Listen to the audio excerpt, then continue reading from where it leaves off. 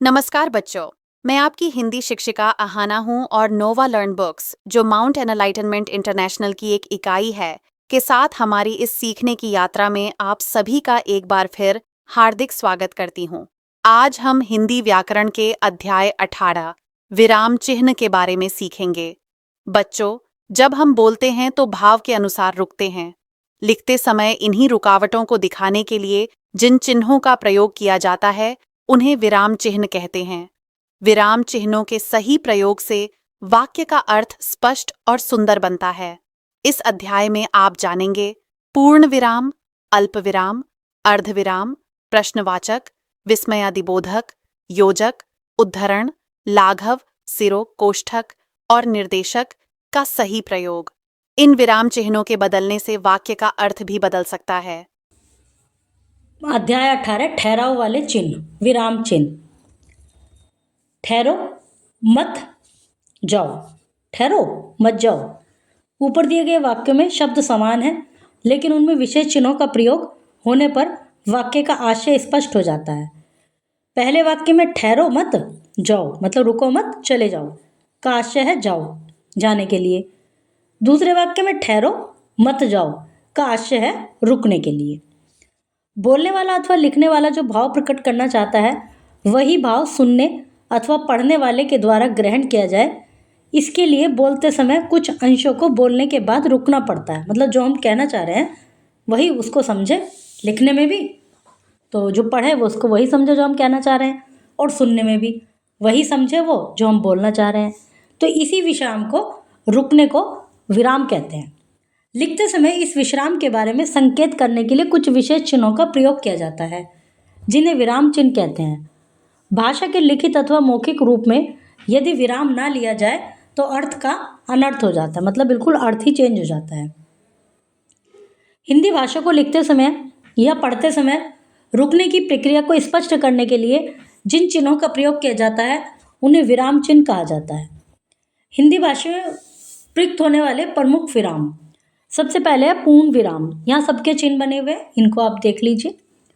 पूर्ण विराम, पूर्ण अर्थात पूरा, और विराम का अर्थ है रुकना, अर्थात बातचीत के दौरान अथवा लिखते समय जो हमारा वाक्य पूरा हो जाता है तो हम रुक जाते हैं और वहाँ पूर्ण विराम लगाते हैं। जैसे मैं सदैव अच्छी पुस्तक पढ़ता हूँ। अल्प विराम, अल्प का अर्थ है कम अथवा थोड़ा। बातचीत के समय जब हम बीच में थोड़ा रुकते हैं तब अल्प विराम का प्रयोग किया जाता है। जैसे रामू कल रात को आया था, आज चला गया। इसके अतिरिक्त निम्न स्थितियों में भी अल्प विराम का प्रयोग करते हैं। एक ही प्रकार के शब्दों के बीच, जैसे हमने बहुत सारे नाम लिखे हैं, अशोक, मनोज, दशा, निशा, इस तरह से। दो या अधिक वाक्यांशों के मध्य सीता तो नहीं आई, उसकी सहेली आई थी। जैसे ऊपर भी वाक्यांश के मध्य ही लिखा लगाया था, रामू कल रात को आया था, आज चला गया। संबोधन के बाद किसी को संबोधित करके कह रहे हैं भैया वह नहीं आएगी।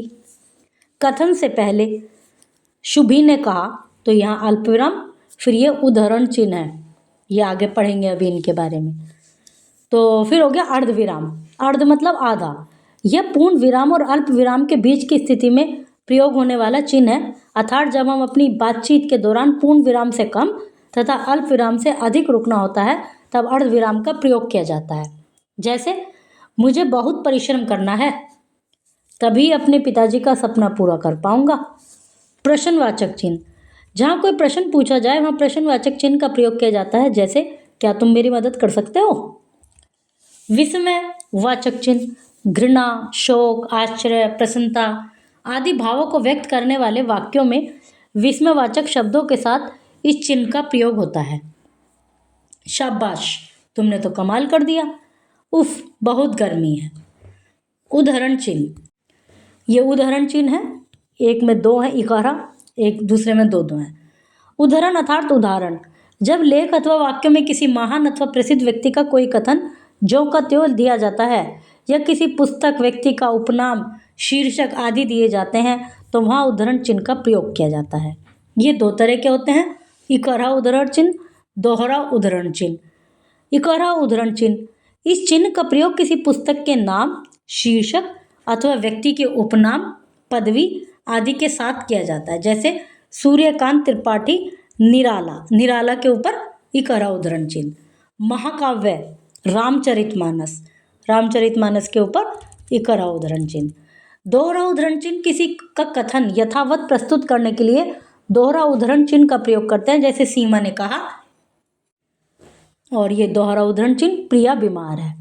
योजक चिन्ह, इस चिन्ह का प्रयोग दो शब्द युग्मों, एक जैसे शब्दों, विपरीतार्थक शब्दों तथा आपस में तुलना के लिए किया जाता है।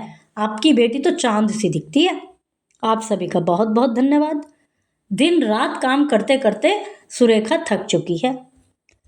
निर्देशक चिन्ह, किसी बात का निर्देश देने के लिए अथवा कोई उदाहरण, विवरण या कथन स्पष्ट करने के लिए निर्देशक चिन्ह का प्रयोग किया जाता है।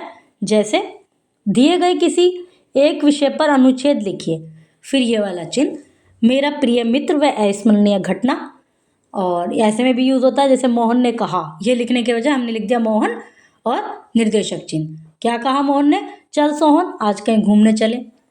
संधि विच्छेद कीजिए, किसकी संधि विच्छेद करनी है, ऐसे हमने आगे लिख दिया।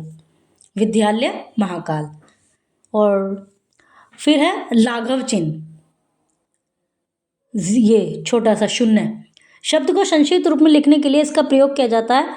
उदाहरण पंडित, डॉक्टर, प्रोफेसर, मुंशी आदि। पंडित जी बच्चों को बहुत प्यार करते थे। पंडित का पै मतलब उसका पहला लेटर वर्ण लिखकर उसके आगे ये बना दिया जाता है। डॉक्टर, मालती आज नहीं आएगी। हंस पद, लिखते समय कोई शब्द या कोई अंश छूट गया है तो उचित स्थान पर इस चिन्ह को लगाकर उसे लिख दिया जाता है। जैसे हमें विद्यालय की ओर से लाल किला दिखाने ले जा रहे हैं, अब इसमें मान लो हम कोई शब्द लिखना भूल गए तो ये वाला चिन्ह बना के, इसको त्रुटिपूरक चिन्ह भी कहते हैं, और फिर लिख देते हैं। ये हिंदी भाषा को लिखते हैं पढ़ते समय रुकने की प्रक्रिया को स्पष्ट करने के लिए जिन चिन्हों का प्रयोग किया जाता है उन्हें विराम चिन्ह कहा जाता है। हिंदी भाषा में अनेक प्रकार के विराम चिन्ह हैं, जैसे ये सब लिखे हैं, हमने अभी ऊपर पढ़े हैं। बच्चों, दिए गए उदाहरणों को ध्यान से पढ़िए और अभ्यास प्रश्नों में विराम चिन्ह लगाकर अभ्यास कीजिए। इससे आपकी लिखावट और भाषा दोनों बेहतर होंगी। धन्यवाद और शुभ अध्ययन।